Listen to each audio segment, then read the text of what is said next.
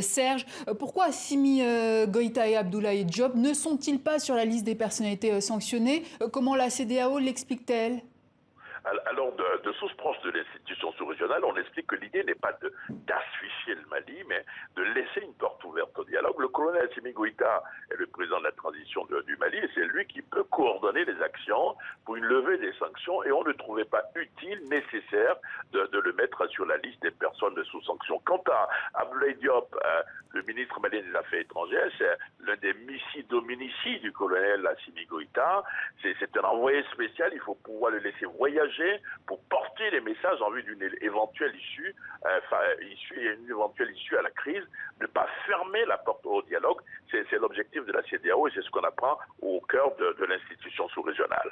Alors le Premier ministre Choguel Maïga a lui en tout cas été sanctionné. Est-ce qu'on a une réaction des autorités maliennes? Non, pas du tout. Pour le moment, il n'y a pas de réaction officielle à Bamako. Il pourrait y avoir une réaction officielle dans les prochaines heures, on apprend.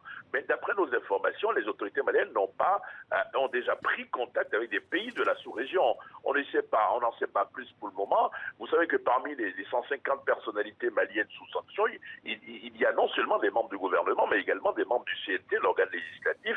Et de ce côté également, on apprend que de bonne volonté œuvrent à trouver une solution à la crise. Serge Daniel en direct, merci pour toutes ces précisions.